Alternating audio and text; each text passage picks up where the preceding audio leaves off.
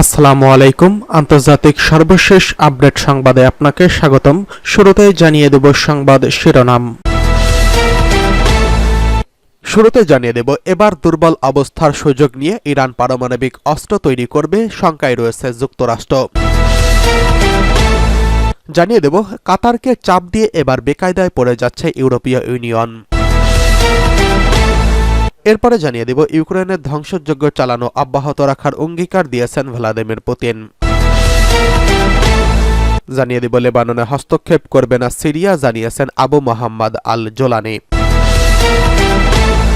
সর্বশেষ জানিয়ে দেব গাজায় সেফ জোন স্কুল হাসপাতালে ইসরায়েলের ভয়াবহ হামলা, নিহত 50। এতক্ষণ শুনছিলেন সংবাদ শিরোনাম, এবারে বিস্তারিত। দুর্বল অবস্থার সুযোগে ইরান এবার পারমাণবিক অস্ত্রের দিকে ঝুঁকে যাবে, শঙ্কায় রয়েছে যুক্তরাষ্ট্র। দুর্বল অবস্থার কারণে ইরান পারমাণবিক অস্ত্র নির্মাণের পথে যেতে পারে বলে উদ্বেগ প্রকাশ করেছে হোয়াইট হাউসের জাতীয় নিরাপত্তার উপদেষ্টা জ্যাক সুলিভান।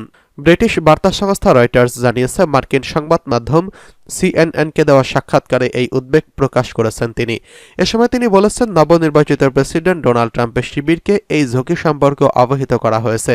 ইসরায়েলি হামলার ফলে ইরানের মিত্র ফিলিস্তিন ও হামাস ও লেবাননে হিজবুল্লাহ শক্তি কমে গেছে। এছাড়া ইরান সমর্থিত সিরিয়ার প্রেসিডেন্ট বাশার আল আসাদের পতনে দেশটির আঞ্চলিক প্রভাবকে দুর্বল করেছে। সাক্ষাৎকারে জ্যাক সুলিভান বলেছেন, ইসরায়েলি হামলার কারণে ইরানের ক্ষেপণাস্ত্র কারখানা, আকাশ প্রতিরক্ষা ব্যবস্থার মতো স্থাপনাগুলো ধ্বংস হয়েছে। এতে তেহরানের সামরিক সক্ষমতা হ্রাস পেয়েছে। তিনি আরও বলেছেন, ইরান অনেকেই বলছেন যে হয়তো এখনই আমাদের পারমাণবিক অস্ত্র তৈরি করা দরকার, হয়তো আমাদের পারমাণবিক নীতিমালা পুনর্বিবেচনা করতে হবে। এবং সুলিভান জানিয়েছেন, ইরান পারমাণবিক অস্ত্র তৈরি না করার প্রতিশ্রুতি থেকে সরে আসতে পারে এমন ঝুঁকি রয়েছে। তিনি বলেছেন, এটি একটি ঝুঁকি যার প্রতি আমরা এখনও সতর্ক রয়েছি। আমি নবনির্বাচিত প্রেসিডেন্ট ডোনাল্ড ট্রাম্পের অন্তর্বর্তীকালীন দলকে এই বিষয়ে অবহিত করেছি। জ্যাক সুলিভান বলেছেন, ট্রাম্প প্রশাসন যদি ইরানের তেল উপর নিষেধাজ্ঞা কঠোর করে তাহলে তেহরান আগের কঠোর অবস্থানে ফিরে যেতে পারে। তবে ইরানের বর্তমান দুর্বল অবস্থার পরিপ্রেক্ষিতে কূটনৈতিক পথ অনুসরণ করার সুযোগ রয়েছে। তিনি আরও বলেছেন, ট্রাম্প হয়তো এবার এমন একটি পারমাণবিক চুক্তি সম্পাদন করতে পারবেন যা দীর্ঘমেয়াদে ইরানের পারমাণবিক উচ্চাকাঙ্ক্ষা সীমিত করবে। ইরান বরাবরই দাবি করে আসছে যে তাদের পারমাণবিক কর্মসূচি শান্তিপূর্ণ। তবে ডোনাল্ড ট্রাম্প 2017 থেকে 21 সালের সময়কালে তেহরান ও বিশ্ব শক্তিগুলোর মধ্যে সম্পাদিত পরমাণু চুক্তি থেকে বেরিয়ে আসার পর ইরান ইউরেনিয়াম সমৃদ্ধকরণ বাড়িয়েছে। ওই চুক্তি ইরানের পারমাণবিক কার্যক্রমে সীমা আরোপ করেছিল এবং নিষেধাজ্ঞা থেকে মুক্তি দিয়েছিল।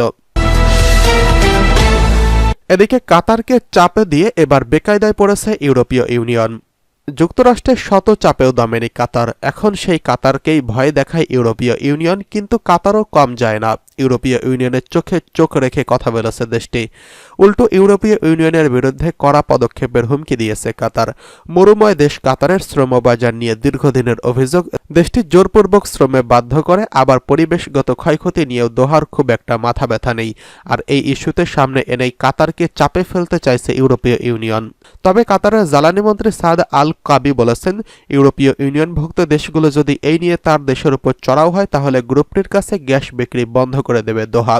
ইউরোপীয় ইউনিয়ন বলছে, যেখানে ব্যবসা করতে হলে এসব নিয়ম মানতে হবে, না হলে দিতে হবে জরিমানা। এরপরই ক্ষুব্ধ প্রতিক্রিয়া দেখিয়েছে কাতার। ইউক্রেন রাশিয়া যুদ্ধের কারণে এমনিতেই গ্যাস সংকটে ভুগছে ইউরোপ। সেই ঘাটতি মেটাতে নানা বিকল্প বেছে নিয়েছিল তারা। তবে কাতার যদি এখন সত্যি সত্যি গ্যাস বিক্রি বন্ধ করে দেয় তাহলে ইউরোপ আরও অনেক বড় বিপদে পড়বে। বিশ্বে এলএনজি রপ্তানিকারক দেশগুলোর মধ্যে কাতার অন্যতম। যুক্তরাষ্ট্রকে হটিয়ে এশিয়া ও ইউরোপের বাজারে নিজেদের অবস্থান তৈরি করতে চাইছে এই দেশটি। এই জন্য 2027 সাল নাগাদ তরলীকৃত গ্যাসের উৎপাদন প্রতি বছর 77 মিলিয়ন থেকে 142 মিলিয়ন টনে উন্নীত করতে চায় কাতার। এদিকে ইউক্রেনে ধ্বংসযজ্ঞ চালানো অব্যাহত রাখার অঙ্গীকার দিল ভ্লাদিমির পুতিন। রাশিয়ার কাজান শহরে ড্রোন হামলার প্রতিশোধ হিসেবে ইউক্রেনে আরও ধ্বংসযজ্ঞ চালানোর অঙ্গীকার করেছেন রুশ প্রেসিডেন্ট ভ্লাদিমির পুতিন। টেলিভিশনে প্রচারিত সরকারি বৈঠকের সময় এমন এক প্রতিশ্রুতি দিয়েছেন তিনি। ইউক্রেনের বিরুদ্ধে ব্যাপক ড্রোন হামলার অভিযোগ রয়েছে দেশটির। হামলাটি দেশের সীমান্ত থেকে প্রায় 1000 কিলোমিটার অর্থাৎ 620 মাইল দূরে রয়েছে। এই সময় ড্রোনগুলো কাজান শহরের একটি বিলাসবহুল আবাসিক ভবনে আঘাত করে। রাশিয়ার সামাজিক যোগাযোগ মাধ্যমে প্রকাশিত ভিডিওতে ড্রোনগুলোকে একটি উঁচু কাচের ভবনে আঘাত করতে পারে এবং সেখানে আগুন ধরে যেতে দেখা যায়। তবে এই হামলায় কোনো হতাহতের খবর পাওয়া যায়নি। রবিবার একটি সড়কের উদ্বোধনী অনুষ্ঠানে ভিডিও কলে অংশ নেয় ভ্লাদিমির পুতিন। এ সময় বক্তব্য প্রদানের সময় তিনি বলেছেন, যারা এই কাজ করেছে এবং যেভাবে ধ্বংসযজ্ঞ চালানোর চেষ্টা করুক না কেন, তারা নিজেরাই বরং বহুগুণ বেশি ধ্বংসের মুখোমুখি হবে। আমাদের দেশে তারা যা করার চেষ্টা করছে তার জন্য অনুতপ্ত হবে। প্রায় ৩ বছর ধরে চলছে রাশিয়া ইউক্রেন যুদ্ধ। পশ্চিমা সরবরাহকৃত অস্ত্র দিয়ে সম্প্রতি রুশ ভূখণ্ডে ক্রমবর্ধমান বিমান হামলা চালাচ্ছে ইউক্রেন। এরই মধ্যে কাজানে হামলাটি ছিল সর্বশেষ হামলার ঘটনা। এই হামলার বিষয়ে এখনও কোনো মন্তব্য করেনি ইউক্রেন। এর আগে রাশিয়ার ভূখণ্ডে ইউক্রেনের করা হামলার জবাবে হাইপারসনিক ব্যালিস্টিক ক্ষেপণাস্ত্র দিয়ে কিয়েভের কেন্দ্রকে লক্ষ্যবস্তু করার হুমকি দেয় পুতিন।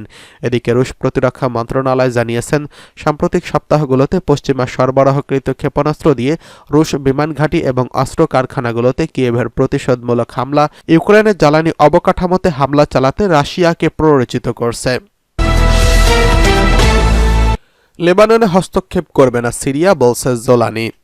লেবাননে হস্তক্ষেপ করবে না বলে জানিয়েছেন সিরিয়ার বিদ্রোহী নেতা আহমেদ আল শারাকে ওরফে আবু মোহাম্মদ আল জোলানি। তিনি বলেছেন, প্রতিবেশী লেবাননের জন্য নেতিবাচকভাবে কোনো কিছু করতে চায় না সিরিয়া। দেশটির সার্বভৌমত্বকে সম্মান জানানোর প্রতিশ্রুতি দিয়েছে এই দেশটি। গতকাল দেশটির দ্রুজ সম্প্রদায়ের নেতা ওয়ালিদ এবং তৈমুর জুম্বালতের সঙ্গে বৈঠকের সময় এই কথা বলেন আহমেদ আল শারা। সেপ্টেম্বরের শুরুতে জোলানির নেতৃত্বাধীন হায়াত তাহরি আল শাম অর্থাৎ HTS বাশার আল আসাদের পতন ঘটায়। আসাদ ছিল শিয়া মুসলিম আল ওয়াইতের সম্প্রদায়ের মানুষ। তিনি যখন ক্ষমতায় ছিলেন তখন দেশটির সরকারের আল ওয়াইতের সম্প্রদায়ের মানুষ বড় পদগুলোর আসীনে ছিলেন।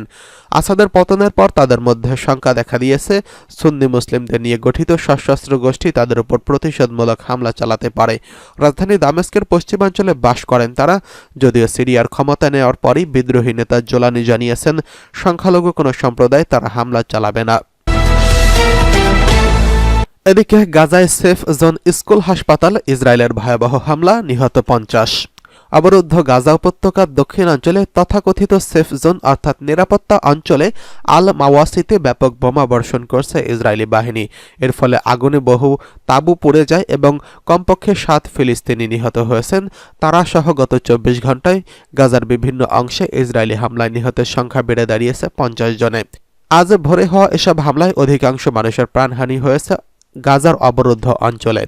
আল জাজিরার সানাদ এজেন্সির মাধ্যমে যাচাই করা ভিডিওতে দেখা গেছে, নুসিরাত শরণার্থী শিবিরে ইসরায়েলি হামলার পর উদ্ধারকর্মীরা ঘটনাস্থলে পৌঁছে মর্মান্তিক দৃশ্যের সম্মুখীন হয়েছেন। সেখানে 2 জনের মরদেহ বিড়ালদের খেতে দেখা যায়। স্থানীয় সূত্র জানিয়েছে, ইসরায়েলি বাহিনী দীর্ঘ সময় উদ্ধার কাজে বাধা দিয়েছে।